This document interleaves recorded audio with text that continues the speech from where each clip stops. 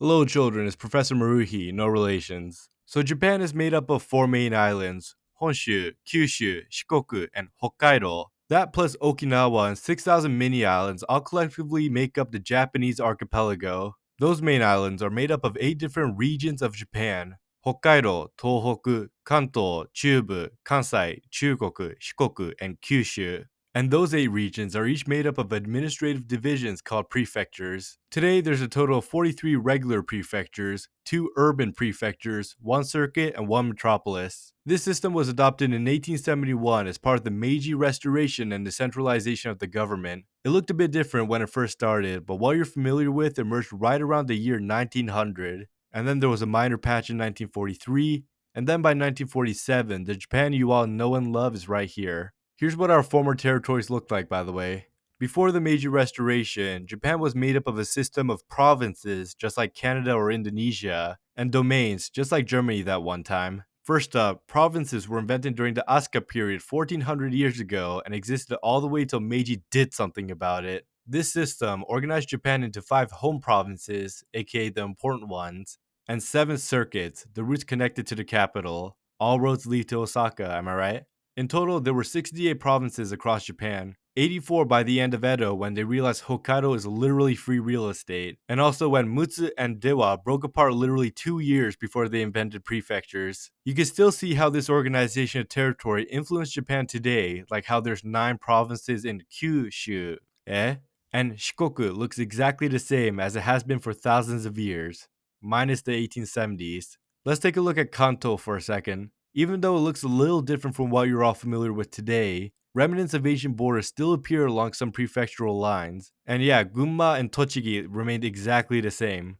Now what the hell is a domain then? So during the Edo period, feudal territory under the daimyo controlled their own borders all across Japan, usually overlapping provinces cause fuck him, the shogunate's in charge. The number of domains changed frequently, and the boundaries between them changed quicker than the Syrian civil war, but the number generally stayed around 300 domains all across Japan. Important terminology: a daimyo is a feudal lord who were vassals of the shogun, and a shogun is a cool-ass military dictator of Japan. To classify as a daimyo, you generally need around 10,000 koku and serve the Tokugawa shogunate. You'd also need a domain, but that usually comes with the koku you already control. A koku is a unit of volume used to measure the wealth of a lord, by the way. One koku is about the amount of rice that could feed a man for an entire year, and a kokudaka is the assessed economic yield of the land the daimyo controls. Some daimyos held major castles, some held entire or even multiple provinces. Minor ones just did what they were required to do and had little to no political power. In Shinano province exists 11 different domains with varying amounts of kokudaka. If you really care, here's a map I just stole off the internet.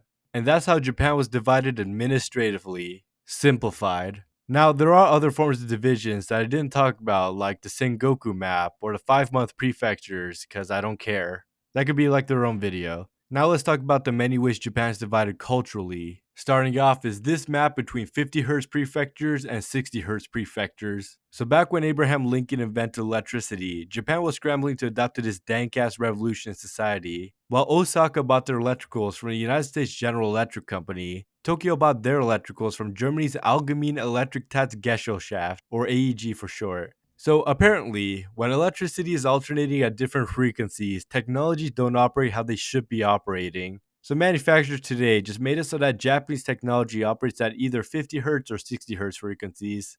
This is Japan if it was shaped like Fulton County. The reason why Fulton County looks like Japan is because back in 1932, Fulton County annexed both Milton and Campbell to save money during the Great Depression. This is where Atlanta is, dude. Coca-Cola, Outcast, Chick-fil-A. Okay, here's the map depicting which 4 nationals are most common in each prefecture. Let me explain each one. So, first of all, the United States has military bases all throughout Okinawa.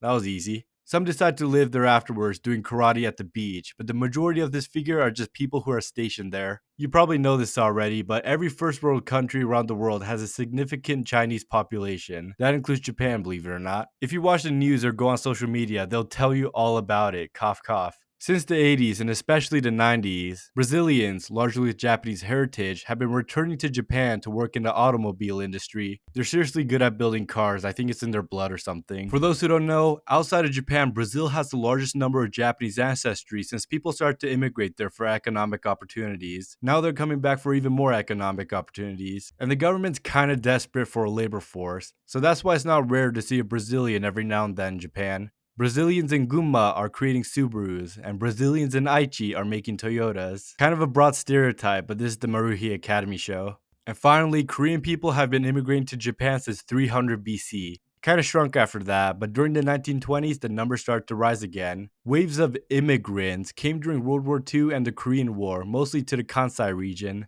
Filipinos get some representation for some reason. I think the reason just boils down to the fact that there are some factories in Gifu and Filipinos got to them first.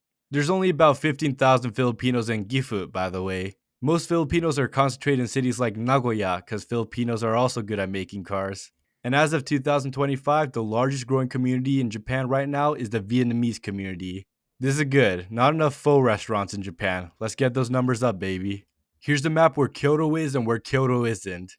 Kyotoans like to think of themselves as better than the rest of Japan. It's kind of a meme. That's why this map exists. So this is the Japan Combini map. Which Combini is most common with each prefecture? These are the big three operated all over Japan: 7-Eleven, Family Mart, and Lawson. What you see up north is Seiko Mart. It has a deep and rich history with Hokkaido. They go back a long time, that's why it's popular there. For some reason, there are some Seiko Marts operated in Ibaraki and Saitama. It's the only other prefecture where Seiko Mart can be spotted. And finally, this is the Iranian map of Japan. I just found this statistic online I want to show you guys. Anyways, that's basically it. If you liked the video, make sure to comment about subjects I should talk about next. If you need help with your Japanese homework, comment that as well, I don't care. Thanks for watching. Obladi oblada. Is not the same without him here. 20 years of him dead and gone. This vodka does a memory clear, though it's too hard to imagine what these tears are for. A walking poster boy for all that's good, swallowed by the cracks before he understood. She likes to think he loved her, but it hurts so bad, 'cause now she knows she's wrong.